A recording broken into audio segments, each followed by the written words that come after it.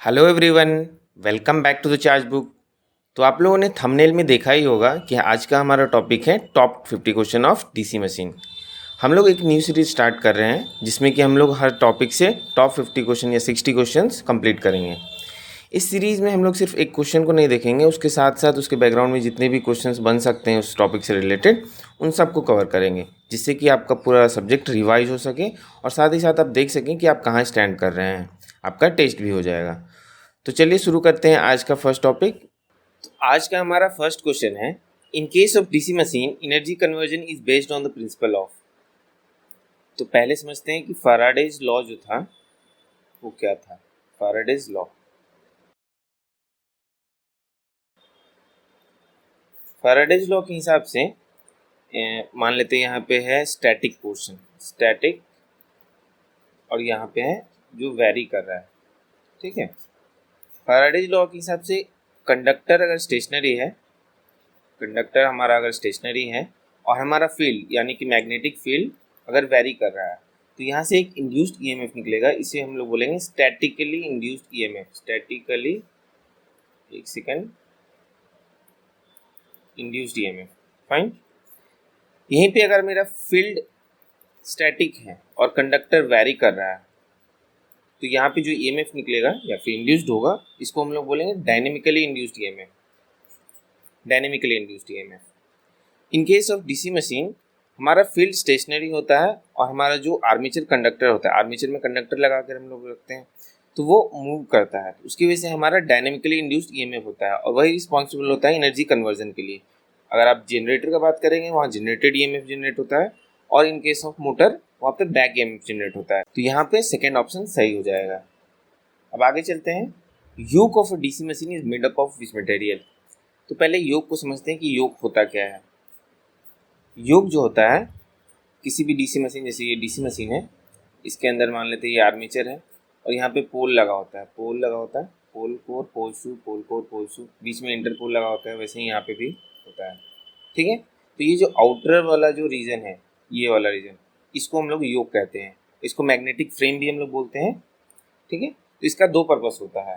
पहला पर्पस होता है कि ये कैरी करेगा आपका मैग्नेटिक फील्ड को, और दूसरा पर्पस होता है इसका कि ये मैकेनिकल सपोर्ट प्रोवाइड कराता है।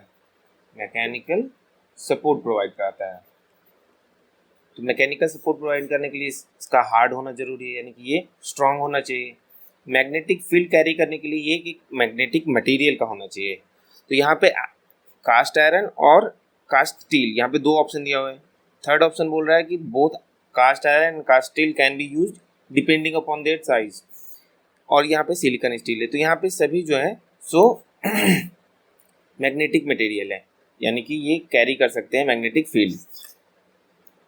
अब समझते हैं कि जो कास्ट आयरन होता है उससे ज़्यादा अच्छा हमारा कास्ट स्टील होता है।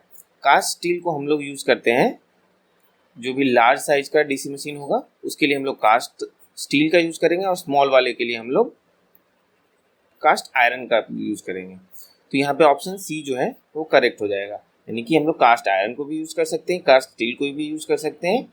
हम लोग साइज के आधार पे ये डिसाइड करेंगे। ठीक है, अब नेक्स्ट क्वेश्चन देखते हैं। थर्ड क्वेश्चन बोलता है कि function of commutator in a DC machine. तो कम्यूटेटर होता है हमारे डीसी मशीन में, उसी को देख के हम लोग डिसाइड करते हैं कि कोई भी पर्टिकुलर मोटर जो है वो डीसी मशीन है या फिर एसी मशीन है। तो कम्यूटेटर की बात अगर करें, यहाँ पे लिख देते हैं, कम्यूटेटर की अगर बात करते हैं तो कम्यूटेटर जो होता है वो सिगमेंट्स में बटा होता है। ऐसे करके कम्यूटेटर होता है, इसमें बहुत सारे सिगमेंट्स होते हैं, ए बी सी। इन दोनों सिगमेंट्स के बीच में माइका लेयर इसमें प्रेजेंट होता है। ये माइका लेयर से इंसुलेटेड होता है, और ये जो सिगमेंट है ये बना होता है आपका हार्ड ब्राउन कॉपर से।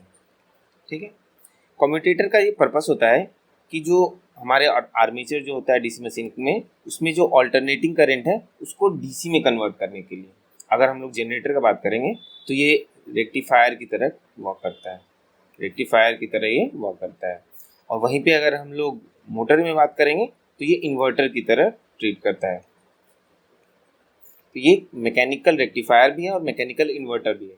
ये डिपेंड करता है किस टाइप का मशीन हम लोग यूज़ करें। यहाँ पे डीसी मशीन लिखा हुआ है तो यहाँ पे दोनों ऑप्शन सही होगा, यानी कि दोनों में से किसी भी तरह इसको यूज़ कर सकते हैं। तो यहाँ पे फर्स्ट ऑप्शन है act as a rectifier, second option है एक्ट एज ए इन्वर्टर, और लास्ट ऑप्शन कह रहा है act as a rectifier and inverter. तो ये डिपेंड करेगा किस टाइप का। ये मोटर अगर रहेगा तो वो इन्वर्टर की तरह काम करेगा, क्योंकि हमारे आर्मेचर में एसी होना चाहिए और डीसी मशीन का आउटपुट जो है वो डीसी होना चाहिए। तो जनरेटर के इसमें डीसी चाहिए तो उसको हमको रेक्टिफाई करना पड़ेगा। और अगर हम लोग मोटर का बात करेंगे तो वहाँ पे हम लोग को डीसी को एसी में कन्वर्ट करना पड़ेगा, क्योंकि हम लोग इनपुट डीसी देते हैं। फाइन। हाँ, फोर्थ क्वेश्चन हम लोग देख सकते हैं। इसमें लिखा है कि फॉर ए 4 पोल डुप्लेक्स, यहाँ पे आप लोग ध्यान दीजिएगा, यहाँ पे डुप्लेक्स लिखा हुआ है। For a 4 pole duplex DC machine, number of parallel path for a lap winding and a wave winding. इसमें दोनों में पूछ रहा है कि लैप और वेव वाइंडिंग के लिए कितना नंबर ऑफ पैरेलल पाथ होगा। पैरेलल पाथ को हम लोग ए से डिनोट करते हैं, ठीक है। तो हम लोग क्या जानते हैं कि लैप के लिए जो होता है, जो ए होता है इक्वल्स टू टी होता है, ये नंबर ऑफ पोल हो गया। और वहीं पे वेव वाइंडिंग के लिए क्या होता है, ए इक्वल्स टू 2 होता है। लेकिन ये अधूरा नॉलेज है। यहाँ पे आप लोग देख सकते हैं, यहाँ पे डुप्लेक्स लिखा हुआ है। हम लोग का क्वेश्चन जो मैक्सिमम आता है वो सिंप्लेक्स वाइंडिंग से आता है। ये मल्टीप्लेक्स बोलते हैं, इसको मल्टीप्लेक्स बोलते हैं, ठीक है। मल्टीप्लेक्स के केस में क्या होता है कि जो पैरेलल पाथ होता है वो मल्टीप्लेक्स एम से मल्टीप्लाई हो जाता है, ठीक है। तो यहाँ पे अगर हम लोग लैप वाइंडिंग के लिए पैरेलल पाथ अगर देखें तो नंबर ऑफ पोल है और मल्टीप्लेक्स कितना है, 2 है, तो ये हो जाएगा 8। और इस केस में मल्टीप्लेक्स 2 है तो ये हो जाएगा 4। यानी कि यहाँ पे 8 एंड 4 इज करेक्ट आंसर, यानी कि ऑप्शन डी आप लोग देख सकते हैं, ये हमारा करेक्ट आंसर हो जाएगा। अब नेक्स्ट क्वेश्चन देखते हैं। यहाँ पे लिखा है कि why dummy coils are use in DC machine. तो डमी कॉइल हम लोग समझते हैं कि डमी कॉइल होता क्या है। डमी कॉइल जो होता है वेव वाइंडिंग के लिए यूज किया जाता है, और ये नॉर्मल सिंपल जैसे वाइंडिंग होता है वैसे ही इसका कॉइल जो होता है सिंपली कॉइल होता है। बस इसमें डिफरेंस ये होता है कि ये कनेक्टेड नहीं होता है हमारे किसी भी कम्यूटेटर से, यानी कि इसमें कोई भी इलेक्ट्रिकल कैरेक्टरिस्टिक को ये चेंज नहीं करता है। इसको हम लोग आइडल कॉइल भी बोलते हैं, आइडल कॉइल भी इसको बोला जाता है, ठीक है। ये कनेक्टेड नहीं होता है कम्यूटेटर से और ये सिर्फ वेव वाइंडिंग के लिए यूज होता है। और इसका पर्पस होता है कि जो भी मैकेनिकल इम्बैलेंस हो रहा है उसको ये ओवरकम करें। जैसे कि मान लीजिए ये हमारा अगर आर्मेचर है, इसमें मान लीजिए नंबर ऑफ स्लॉट्स हैं बहुत सारे, ये नंबर ऑफ स्लॉट्स हैं, ठीक है। ये हमारा स्लॉट्स मान लेते हैं, ये अच्छा नहीं बन रहा है, कोई दिक्कत नहीं है, आप लोग मैनेज करिए। इसमें मान लीजिए कंडक्टर्स इसमें डाला हुआ है और मान लेते किसी एक स्लॉट में कंडक्टर नहीं है, तो ये क्या क्रिएट करेगा, इम्बैलेंस क्रिएट करेगा। इसी को फुलफिल करने के लिए एक हम लोग डमी कॉइल डाल देते हैं जो कि सिमिलर होता है आपके सिंपल जो भी वाइंडिंग हम लोग यूज़ कर रहे हैं उसके जैसा ही होता है, बस इसका कनेक्शन जो होता है वो कम्यूटेटर से कनेक्टेड नहीं होता है, ठीक है। तो यहाँ पे ऑप्शन देख लेते हैं, डमी कॉइल को क्यों यूज़ करते हैं डीसी मशीन में। पहला ऑप्शन है टू रिड्यूस आर्मेचर रिएक्शन, तो इसका तो कहीं बात ही नहीं हुआ है। टू प्रोवाइड मैकेनिकल बैलेंस, तो ये सही है। To convert AC into DC और वाइस वर्सा, तो इसके लिए तो हम लोग कम्यूटेटर का यूज़ करते हैं, कम्यूटेटर का यूज़ करते हैं इसके लिए। कम्यूटेटर को हम लोग बोलते हैं मैकेनिकल रेक्टिफायर और मैकेनिकल इन्वर्टर। नेक्स्ट क्वेश्चन कह रहा है कि in a DC machine lap winding is use for dash current and dash voltage. पहले लैप वाइंडिंग को हम लोग समझते हैं। लैप वाइंडिंग में हम लोग अभी तक क्या जान रहे हैं, अगर सिंप्लेक्स वाइंडिंग है तो पैरेलल पाथ कितना होगा, नंबर ऑफ पोल के बराबर। और वेव वाइंडिंग में क्या होता है, पैरेलल पाथ जो होगा वो 2 होता है इरेस्पेक्टिव नंबर ऑफ पोल्स। यहाँ पे जो वेव पैरेलल पाथ होगा 2 ही होगा। पैरेलल पाथ होने की वजह से जो यहाँ पे करंट होता है ईच कॉइल में, मान लीजिए मान लीजिए किसी भी कॉइल से IC मान लेते हैं, किसी भी कॉइल में करंट फ्लो हो रहा है तो वो हो जाएगा IA by number of parallel path, यानी कि P। इस केस में IC जो होगा, IC यानी कि किसी भी कॉइल में कितना करंट फ्लो हो रहा है, तो IA बाई 2, क्योंकि जितना नंबर पैरेलल पाथ ऐसा होता है, मान लीजिए नंबर ऑफ यहाँ पे कॉइल्स हैं, ठीक है। तो यहाँ से करंट मेरा IA जाएगा और वहाँ से IA निकलेगा, ठीक है। तो यहाँ पे इसमें कितना, ये IC मान लेते हैं, यहाँ पे IC मान लेते हैं, ठीक है। तो जो लैप वाइंडिंग होता है, यहाँ पे आप लोग देख सकते हैं कि करंट जो होता है IA बाई P, ठीक है। यानी कि अगर हम लोग डायरेक्ट IA का भी बात करें तो P टाइम्स IC, यानी कि जितना हमारी इसका कैपेसिटी मान लीजिए 100 एम्पियर कैरी करने का अगर है, जो कि होता नहीं है, 100 एम्पियर मान लीजिए कैरी करने का है और नंबर ऑफ पोल 4 है, तो ये टोटल करंट लैब के केस में कितना 400 एम्पियर कैरी कर सकता है और वेव के केस में 200 कैरी कर सकता है। तो आप लोग देख सकते हैं कि लैप वाइंडिंग जो होता है इसमें ज़्यादा करंट इसमें फ्लो करा सकते हैं हम लोग। तो यहाँ पे तो हाई हो जाएगा और यहाँ पे वोल्टेज होता है वो लो होता है, आप लोग ये याद रख सकते हैं। तो इसका ऑप्शन ए, लैप वाइंडिंग के लिए हाई करंट सही बात है एंड लो वोल्टेज प्रीफर करते हैं। वहीं वेव वाइंडिंग का बात करेंगे तो वेव वाले वाइंडिंग में, एक सेकेंड, वेव वाइंडिंग में जो होगा लो करंट एंड हाई वोल्टेज के लिए प्रीफर करते हैं। ठीक है, अब आगे चलते हैं। 7th क्वेश्चन कहता है the DC armature winding in which coil sides are pole pitch apart is called, यानी कि ये मान लेते हैं हमारा, ऐसे नहीं मानते, ठीक है, इसको हम फ्लैट कर देते हैं।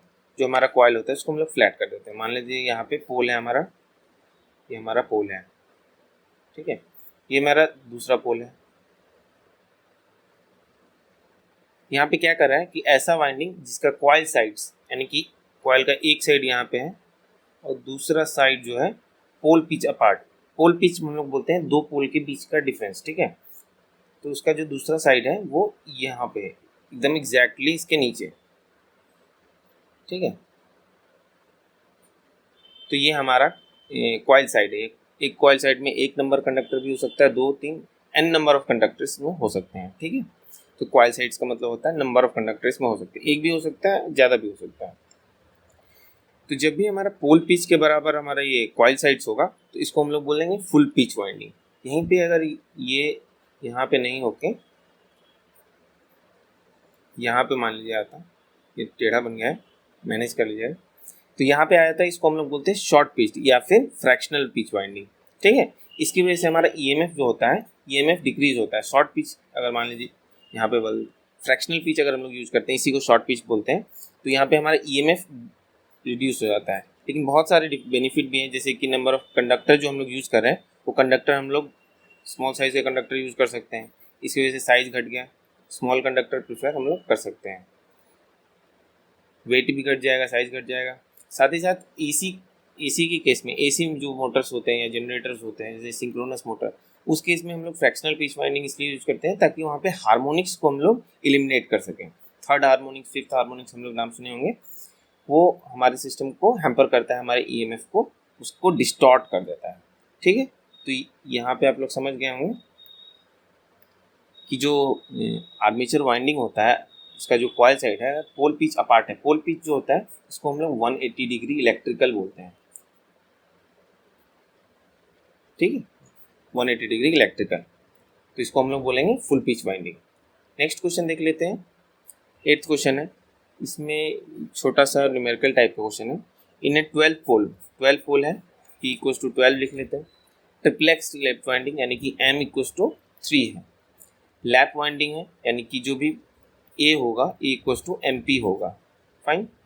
DC armature, each conductor can carry the current of 100 ampere. अभी जस्ट हम लोग ने यही एग्जांपल लिया था कि 100 एम्पियर करंट वो कैरी कर रहा है, तो कितना करंट वो उसके आर्मेचर से टोटल फ्लो हो सकता है। The rated current of this armature is, यानी कि ये हम लोग से IA पूछ रहा है, IA इक्वल्स टू वॉट। तो ये लैप वाइंडिंग है तो यहाँ पे MP होगा, M यानी 3 × 12 कितना हो गया 36 पैरेलल पाथ है और हर पैरेलल पाथ से, ये पैरेलल पाथ है, ये मान लीजिए पैरेलल पाथ है, ऐसे ही करके 36 पैरेलल पाथ है, हर से 100 करंट जा रहा है, तो 36 से जा रहा है तो 3600 करंट, यानी कि IA इक्वल टू जो होगा A × IC, ये 3600 हो जाएगा। Option D is correct. Next question देखते हैं। नेक्स्ट क्वेश्चन क्या बोल रहा है, the series field of A short shunt DC generator is excited by. अब यहाँ पे बात किया शॉर्ट शंट डीसी जनरेटर, यहाँ पे शॉर्ट या फिर लॉन्ग शंट आ जाए तो आप लोग समझ जाइए कि ये एक टाइप का कंपाउंड मोटर है। कंपाउंड मोटर जो होता है, अगर हम लोग उसका शंट के कनेक्शन का अगर बात करें तो ये 2 टाइप का होता है, एक होता है long shunt compound DC motor या फिर जनरेटर, और एक होता है शॉर्ट शंट। ठीक है, लॉन्ग शंट की अगर बात करें, अगर पहचानने की बात, एक और इसका कंपाउंड का एक और मतलब कि डिफरेंस थी, क्या बोलते हैं, सॉरी, इसको दो टाइप में अगर बांटेंगे हम लोग, अगर उसका फ्लक्स को अगर देखें कि वो एडिटिव पोलैरिटी का है या फिर डिफरेंशियल पोलैरिटी का है, तो उसके हिसाब से एक होता है क्यूमुलेटिव कंपाउंड मोटर, क्यूमुलेटिव, और दूसरा होता है differentiability compound motor, compound DC machine. ठीक है, इस केस में क्या होता है, जो मेरा फ्लक्स होता है, एक होता है सीरीज फ्लक्स और एक होता है शंट फ्लक्स, तो ये दोनों एडिटिव पोलैरिटी का होता है, यानी कि निगेटिव होगा तो दोनों निगेटिव, यानी कि एक दूसरे को ये सपोर्ट करेगा, सपोर्टिव पोलैरिटी का आप समझ सकते हैं, प्लस माइनस लिख सकते हैं। इस केस में होता है कि जो बड़ा होगा, मान लीजिए शंट अगर बड़ा है, अक्सर हम लोग शंट को डोमिनेटिंग नेचर का हम लोग ट्रीट करते हैं, तो ये इसको डिफ्रेंशिएट करेगा, यानी कि प्लस माइनस यहाँ पे भी लिख सकते हैं, यानी कि अगर ये मतलब कि उसको अपोज करेगा, यहाँ पे डिफरेंशियल केस में इसको अपोज करता है एक फ्लक्स दूसरे फ्लक्स को, और क्यूमुलेटिव के केस में एक फ्लक्स दूसरे फ्लक्स को सपोर्ट करता है। अब यहाँ बात करेंगे लॉन्ग शंट का, अगर बात करते हैं, अब इसको मिटा देते हैं, लॉन्ग शंट का बात करें तो लॉन्ग शंट इस टाइप का होता है, ये हमारा डीसी मोटर है,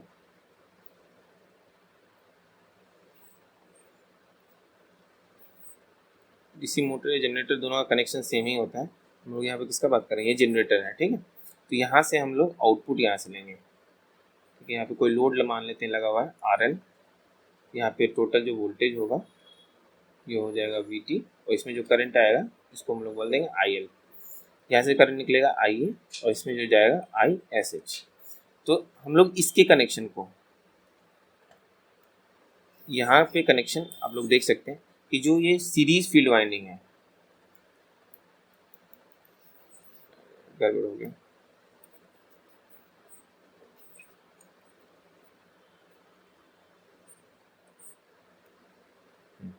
यहाँ पे ये सीरीज फील्ड वाइंडिंग है और यहाँ पे ये शंट फील्ड वाइंडिंग है, ये लॉन्ग शंट मोटर है। मोटर या जनरेटर जो भी कहे, जनरेटर के केस में ये डिलीवर करेगा, मोटर के केस में ये यहाँ से करंट को लेगा। ठीक है, तो लॉन्ग शंट है ये। शॉर्ट शंट यहीं पे बनाएंगे अगर हम लोग, तो ये मान लेते शॉर्ट शंट है,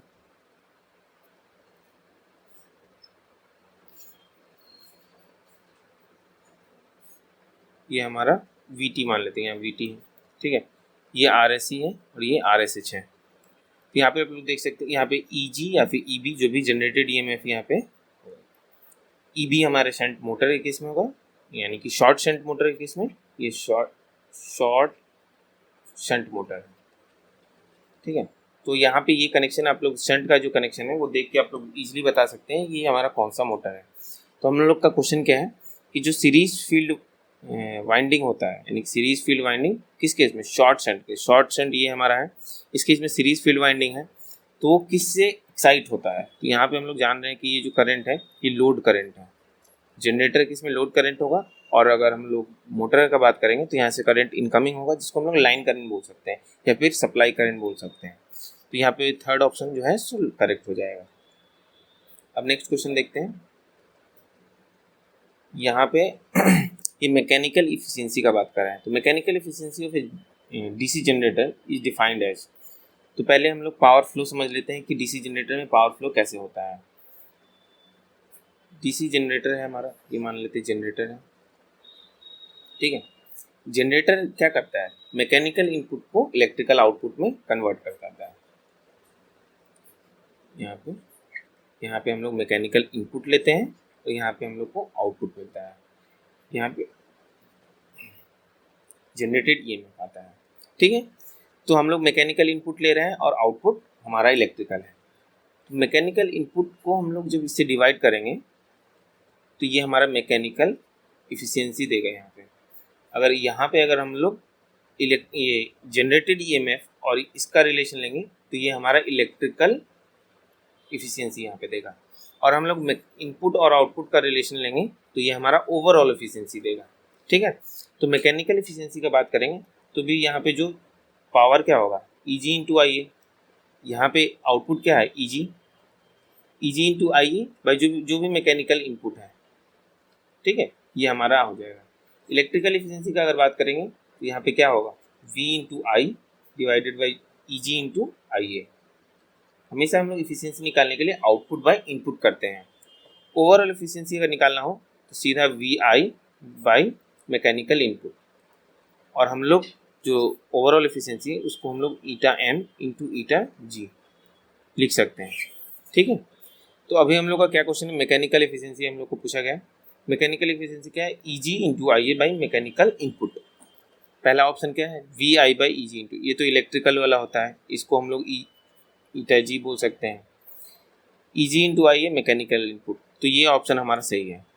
और ऑप्शन देख लेते हैं, इसमें क्या है V I by mechanical input, तो ये मेरा आउटपुट है और ये मेरा इनपुट है, यानी कि टोटल इनपुट जो भी मैकेनिकल इनपुट दे रहे हैं और ये मेरा टोटल आउटपुट है, तो ये मेरा ओवरऑल एफिशिएंसी होगा, ये मेरा ओवरऑल एफिशिएंसी ओवरऑल, ठीक है। लास्ट ऑप्शन क्या है Eg into I S H, तो ऐसा कुछ होता नहीं है, ये तो कुछ होता नहीं है, ये सब कुछ नहीं, ये सब गलत है। ऑप्शन बी हमारा करेक्ट हो जाएगा। अब नेक्स्ट क्वेश्चन देख लेते हैं। तो 11th क्वेश्चन हमारा कहता है eddy current loss in a DC machine is directly proportional to. अब समझते हैं, आयरन लॉस जो हमारे सिस्टम में होता है, क्योंकि जो भी मशीन है उसमें आयरन लॉस जो होता है वो उसमें दो पार्ट से बना होता है। एक होता है हिस्टेरेसिस लॉस, दूसरा होता है ईडी करंट लॉस, ठीक है। हिस्टेरेसिस लॉस का बात करें तो पी एच इक्वल्स टू जो होता है वो ईटा स्टिमेंज कांस्टेंट इसको बोलते हैं, B max to the power 1.6 F into V. कहीं कहीं पे आपको ये एफ दिखेगा नहीं, वो कांस्टेंट टर्म में ही आ जाता है, और ये कहीं कहीं पे आप लोग को दिख जाएगा। लेकिन ये आप लोग को याद रखना है कि ये जो वी होता है ये वॉल्यूम इसको डिनोट करता है, यानी कि जो हमारा हिस्टेरेसिस लॉस होता है या फिर ईडी करंट लॉस में भी आपको वी का टर्म मिलेगा। तो यानी कि मेरा आयरन लॉस होता है वो जो वॉल्यूम होता है हमारा उस पर डिपेंड करता है, ये वॉल्यूम ऑफ कोर को डिनोट कर रहा है, ये फ्रीक्वेंसी ऑफ जो भी रिवर्सल हो रहा है उसको डिनोट कर रहा है। बी मैक्स हमारा मैक्सिमम फ्लक्स डेंसिटी को डिनोट कर रहा है, यहाँ पे पावर 1.6 है। पीई यानी कि ईडी करंट लॉस का बात करेंगे तो के जो भी कांस्टेंट है, B max to power 2 F square T square V square, ये भी वॉट में होगा। यहाँ पे वी हम लोग जान रहे हैं कि जो भी कोर है उसका वॉल्यूम, कोर वॉल्यूम। आप लोग को याद क्या क्या रखना है, यहाँ पे टी, ये टी हम लोग हमेशा कंफ्यूज हो जाते हैं, ये थिकनेस को डिनोट कर रहा है, लेकिन कौन सा थिकनेस, लेमिनेशन का थिकनेस को डिनोट कर रहा है, लेमिनेशन के थिकनेस को डिनोट कर रहा है, ओके, लेमिनेशन के थिकनेस को डिनोट कर रहा है। तो हम लोग को ध्यान रखना होगा कि जो भी हम लोग कोर बनाते हैं तो जो लेमिनेशन बीच में यूज करते हैं, ईडी करंट लॉस को हटाने के लिए क्या करते हैं हम लोग, लेमिनेशन का यूज करते हैं। और लेमिनेशन भी ज़्यादा अगर हम लोग ब्रॉड करेंगे यानी कि थिकर कर देंगे तो उससे हमारा जो है सो ईडी करंट लॉस बढ़ जाएगा। यहाँ पे देख सकते हैं ये स्क्वायर के प्रोपोर्शनल है, तो ये बहुत ज़्यादा रेट में बढ़ जाएगा। तो थिकनेस को हम लोग हमेशा थिन रखते हैं, और ये वर्निश का बनता है, जो लेमिनेशन हम लोग यूज़ करते हैं, लेमिनेशन जो होता है वो वर्निश का यूज़ करते हैं, कोई भी इंसुलेटिंग मटेरियल का हम लोग यूज़ कर सकते हैं, ठीक है। तो अभी हमारा क्वेश्चन क्या है, ईडी करंट लॉस किस पे डिपेंड करता है, तो हिस्टेरेसिस लॉस में यहाँ देख सकते हैं ये इन दोनों पे डिपेंड करेगा, और जो ईडी करंट लॉस है ये B square into F square. Option देखते हैं, ऑप्शन नंबर बी में आप लोग देख सकते हैं कि B M square into F square, तो ये ईडी करंट लॉस हो गया। यहीं पे हिस्टेरेसिस लॉस पूछता तो बी मैक्स, शायद नेक्स्ट क्वेश्चन यही है, एक सेकंड देख लेते हैं। हाँ, हिस्टेरेसिस लॉस अभी जस्ट हम लोगों ने देखा कि जो पी एच होता है, पी एच जो होता है directly proportional to B max to the power 1.6 into F होता है। तो ये ऑप्शन सी आप लोग देख सकते हैं, B max to the power 1.6 into F. Next question हम लोग देखते हैं, what is or are the constant or standing loss in case of DC shunt or compound motor या फिर जनरेटर। यहाँ पे मशीन का बात किया गया, तो यहाँ पे बात कर रहा है कि कांस्टेंट लॉस और स्टैंडिंग लॉस। यहाँ पे आप लोग पॉज करके एक बार खुद से सॉल्व करने का कोशिश करिएगा, हर क्वेश्चन को जैसे ही क्वेश्चन आता है आप खुद से सॉल्व करने का कोशिश कीजिएगा, फिर यहाँ पे सॉल्यूशन देखिएगा, उससे आप लोग का एक्यूरेसी बढ़ेगा। और अटेम्प्ट क्वेश्चन करना चाहिए खुद से, जब तक ट्राई नहीं कीजिएगा तब तक कोई फायदा नहीं होगा। कांस्टेंट लॉस का बात करें तो हम लोग जानते हैं कि फ्रिक्शन लॉस, पहले समझते हैं कि लॉसेस कितने टाइप के होते हैं। अगर हम लोग किसी भी डीसी मशीन का बात करें तो लॉसेस, पहला लॉस जो होता है कॉपर लॉस हम लोग बोल सकते हैं, कॉपर लॉस।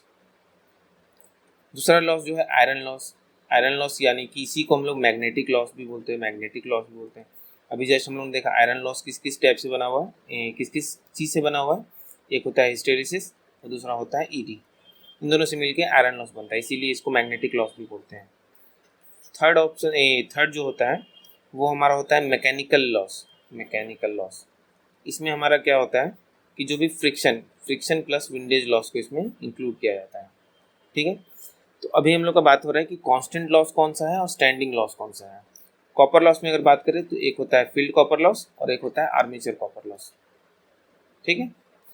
ब्रश लॉस भी हम लोग यूज करते हैं, ब्रश ड्रॉप जो होता है, ब्रश ड्रॉप जो होता है ये हमारे ब्रश में जो भी रेजिस्टेंस है उसकी वजह से ड्रॉप आता है, और जबकि वो रेजिस्टेंस है उससे करंट फ्लो कर रहा है उसमें भी कुछ लॉस आएगा, तो ब्रश में भी जो लॉस आता है उसको कॉपर लॉस में इंक्लूड करते हैं। ऑल्दो उसको कांस्टेंट हम लोग अज्यूम कर लेते हैं 2 वोल्ट के आसपास, अगर कार्बन ब्रश यूज किए तो, ग्रेफाइट किए तो शायद 0.5 वोल्ट यूज करते हैं, ठीक है। अब हम लोग क्या करना है, यहाँ पूछा गया है कांस्टेंट लॉस और standing loss. Constant or standing दोनों सेम ही होता है, ये नाम हम आप याद रख सकते हैं कि स्टैंडिंग लॉस को ही कांस्टेंट लॉस बोलते हैं, ठीक है। तो ये लॉस तो हमारा कांस्टेंट लॉस है, ये भी कांस्टेंट लॉस है। ऑप्शन देखते हैं, आर्मेचर कॉपर लॉस, तो आर्मेचर कॉपर लॉस तो नहीं होगा। शंट कॉपर लॉस, इसका बाद में देखेंगे। Iron loss, friction loss, windage loss, तो ये अभी हम लोग देख चुके हैं। स्ट्रे लॉस जो होता है ना, इसको हम लोग बोलते हैं, इन दोनों लॉस को मिला के हम लोग स्ट्रे लॉस बोलते हैं, यानी कि आयरन लॉस यानी कि magnetic loss plus mechanical loss, तो ये होता है मैग्नेटिक Mg, और यहाँ पे होता है मैकेनिकल लॉस, ठीक है। तो इन दोनों को मिला के हम लोग स्ट्रे लॉस बोलते हैं। लास्ट ऑप्शन है stray loss plus field copper loss.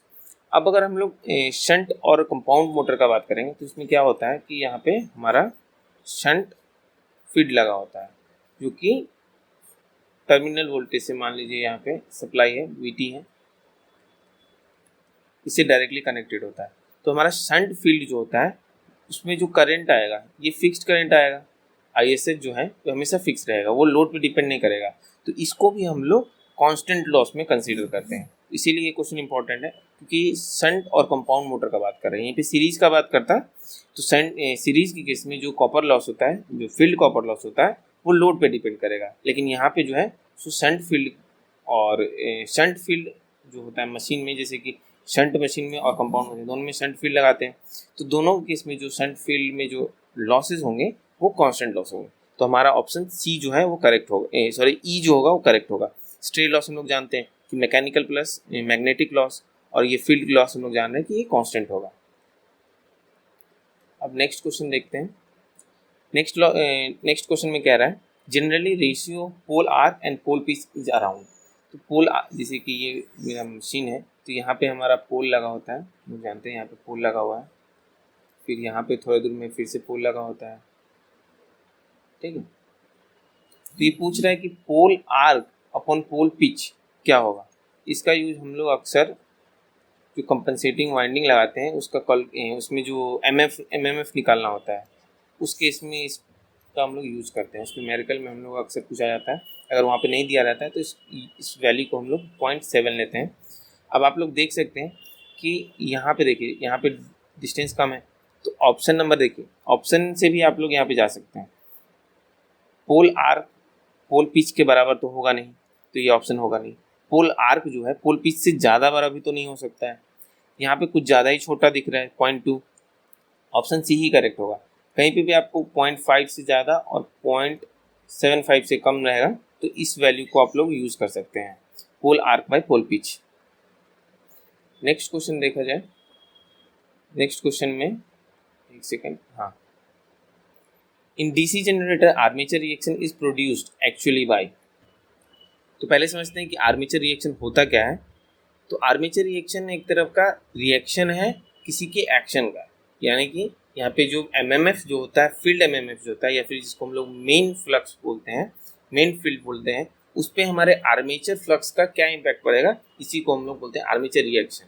यानी कि फील्ड से आर्मेचर में एमएमएफ जनरेट हुआ और उस आर्मेचर में एमएमएफ की वजह से हमारा फील्ड का जो एमएमएफ है वो डिस्टॉर्ट होगा या फिर वो क्या बोलेंगे, या तो वो डिस्टॉर्ट होगा नहीं तो डिमिनिश होगा।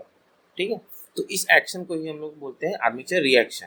तो ये हमेशा हमारे आर्मेचर में जो करंट फ्लो होता है उसकी वजह से होता है। तो यहाँ पे ऑप्शन डी जो है वो करेक्ट है। आर्मेचर रिएक्शन दो टाइप का होता है, एक होता है डीमैग्नेटाइजिंग और दूसरा होता है क्रॉस मैग्नेटाइजिंग। ठीक है, आगे हम लोग देखेंगे और भी क्वेश्चन आएगा तो आर्मेचर रिएक्शन को और अच्छे से देखेंगे। तो बहुत टाइम लग रहा है तो इसमें उसको यहीं पे स्टॉप करते हैं, आगे का क्वेश्चन जो है सो नेक्स्ट पार्ट में करेंगे। Till then thank you. अगर आप लोगों को कोई भी डाउट होता है तो आप लोग कमेंट बॉक्स में कमेंट कर सकते हैं। और हाँ, आप लोग हमें बताइएगा कि नेक्स्ट टॉपिक जो होगा डीसी मशीन के बाद कौन सा टॉपिक हमें स्टार्ट करना चाहिए। Till then thank you.